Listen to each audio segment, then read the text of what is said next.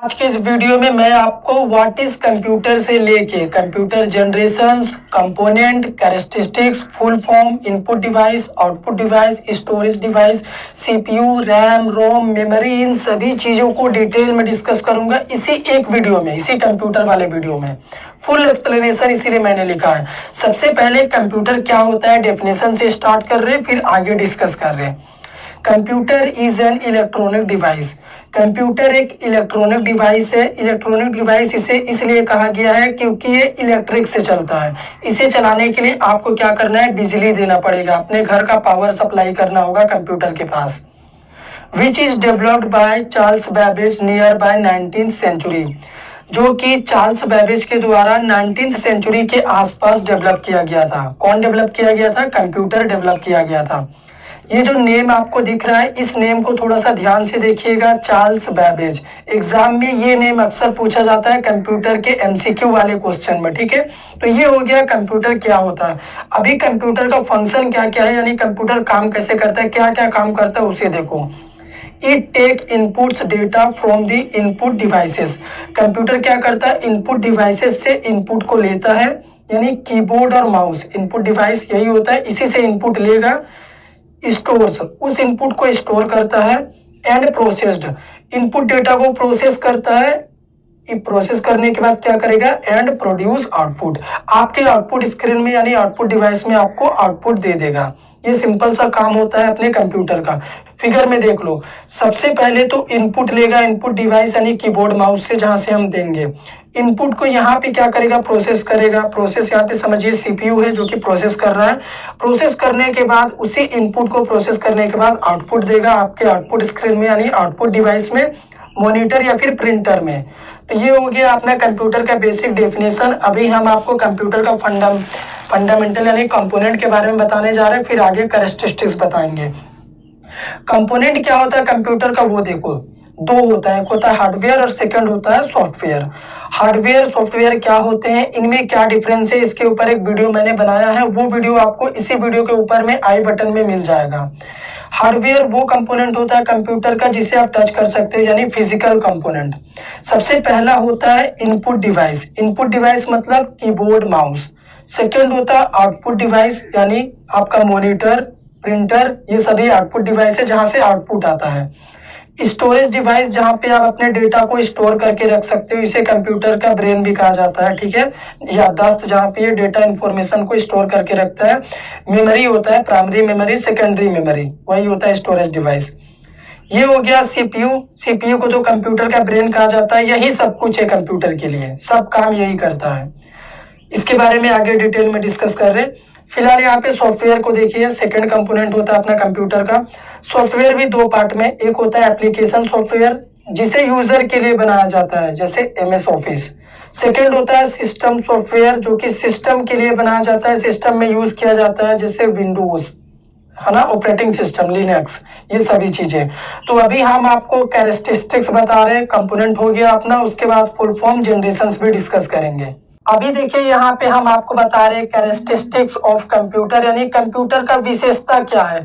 जब आप computer system use करते होंगे तो आपने नोटिस किया होगा, सबसे पहला होता है स्पीड।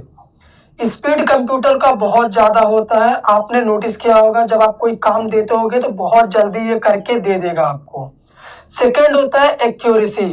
कंप्यूटर अपने रिजल्ट को लेके बहुत ज्यादा एक्यूरेट रहता है, यानी एकदम 100% वो करेक्ट रिजल्ट देता है, कोई रॉन्ग आउटपुट नहीं देगा ये। थर्ड होता है अपना storage. Computer large amount of information या फिर डेटा को स्टोर करके रख सकता है, इसकी मेमोरी बहुत ज्यादा होती है, टीबी में होती है आजकल तो, ठीक है, टेराबाइट। फोर्थ होता है क्विक डिसीजन। कंप्यूटर का जो डिसीजन लेने का कैपेसिटी है वो बहुत ज्यादा होता है। मान लीजिए आपका डेटा कंप्यूटर के किसी भी पार्ट में रखा हो, आप एक बार कंप्यूटर के सर्च बार में सर्च कर दो, वो कहीं ना कहीं से उठा के 1 सेकंड में आपको वो डेटा प्रोवाइड कर देगा। लास्ट देखो जो कि बहुत ज्यादा इंपॉर्टेंट है, रिपीटेड कैपेबिलिटी। आप अगर एक इंसान को एक ही काम को 1000 बार करने के लिए दोगे तो वो क्या करेगा, बोर हो जाएगा, उसका स्पीड कम हो जाएगा और वो हो सकता है वो गलत काम कर दे, ठीक है, उसका काम जो राइट ना हो। लेकिन कंप्यूटर में ये सब नहीं होता, वो क्या करेगा, रिपीटेड काम को उसी स्पीड से उसी एक्यूरेसी के साथ रिपीटेड टाइम तक बिना बोर हुए करके दे देता है। कमांड पे काम करता है ना कंप्यूटर, इसीलिए। अभी फुल फॉर्म देखो कंप्यूटर का, जो कि एग्जाम के लिए बहुत इंपॉर्टेंट है या फिर कोई पूछ भी सकता है आपसे। commonly operating machine proposally used for technologies and educational research। Technology और एजुकेशनल रिसर्च के लिए जो ज्यादातर यूज होने वाला मशीन है वो होता है कंप्यूटर, जो कि आपको इसके फुल फॉर्म में दिख सकता है। अभी सीपीयू देखो, सीपीयू जो कि कंप्यूटर का हार्ट होता है, दिल होता है, जो कि सारा काम वही करता है। इसका फुल फॉर्म होता है central processing unit. RAM, RAM होता है मेमोरी, इसका फुल फॉर्म होता है रैंडम एक्सेस मेमोरी। रोम क्या होता है, रोम भी एक मेमोरी होता है जिसका फुल फॉर्म होता है read only memory. RAM ROM के ऊपर मैंने एक सेपरेट वीडियो लेक्चर बनाया है, वो वीडियो इस वीडियो के एंड में आपको मिल जाएगा, उसमें आपको ये क्या होता है मैंने डिस्कस किया है। अभी यहाँ पे आप देखो हमारा सीपीयू को अगेन 2 पार्ट में डिवाइड किया गया है अलग अलग ऑपरेशंस के लिए। पहला होता है एएलयू, अरिथमेटिक लॉजिक यूनिट। अगर आज के इस वीडियो में मैं कितने जनरेशन होते हैं, वो कब कब रिलीज किए गए थे, उसके बारे में आपको चलिए डिस्कस कर रहे हैं। अभी आप यहाँ पे मेमोरी देखो तो सबसे पहला देखो हार्ड डिस्क है। एचडीडी का मतलब होता है हार्ड डिस्क ड्राइव, ये सेकेंडरी मेमोरी का अपना एग्जांपल है। सेकंड देखो रैम, रैंडम एक्सेस मेमोरी, जो कि प्राइमरी मेमोरी का एग्जांपल है। थर्ड होता है रोम, रीड ओनली मेमोरी, ये भी प्राइमरी मेमोरी है। मेमोरी 2 पार्ट में होता है, होता है प्राइमरी, जो कि ये दोनों प्राइमरी मेमोरी है, और ये अपना सेकेंडरी मेमोरी है। ये बैकअप स्टोरेज प्रोवाइड करता है।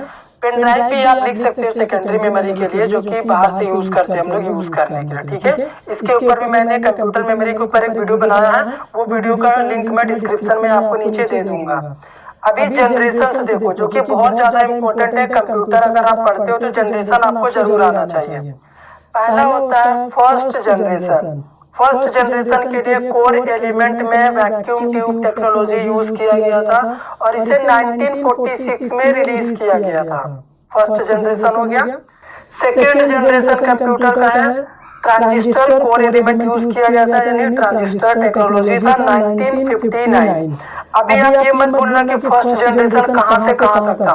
1946 से ओबियसली 1959 तक रहा होगा, क्योंकि सेकंड जब तक नहीं आया तब तो वही रहा होगा। अभी थर्ड क्या होगा, थर्ड जनरेशन में यूज किया गया है इंटीग्रेटेड सर्किट्स कोर एलिमेंट था, जो कि 1965 में रिलीज किया गया था। फोर्थ जनरेशन कंप्यूटर में लार्ज स्केल इंटीग्रेटेड सर्किट्स को यूज किया गया था कोर एलिमेंट के तौर पे, टेक्नोलॉजी के तौर पे। इसे 1971 में रिलीज किया गया था और ये 1985 तक था। उसके बाद अभी फिफ्थ जनरेशन चल रहा है, जो कि ऑनवर्ड्स है, अभी इस पे काम चल रहा है 1985 से यही अभी तक है। तो कंप्यूटर बहुत ही इंपॉर्टेंट होता है। आज के रियल लाइफ के हिसाब से भी आपको बता दूं कि आप अपना जो स्मार्टफोन भी, एंड्रॉइड फोन भी जो यूज करते होगे, तो उसमें भी आप देखोगे कि वो भी एक मिनी कंप्यूटर का ही एग्जांपल है, ठीक है। तो मैंने इस वीडियो में आपको कंप्यूटर के बारे में जितने पॉइंट्स आपसे काउंट किए थे, वो पॉइंट्स मैंने आपके साथ डिटेल में डिस्कस कर दिया है। अगर वीडियो पसंद आया हो तो इसे शेयर कर दीजिए, चैनल पे नए हैं सब्सक्राइब कर लीजिए।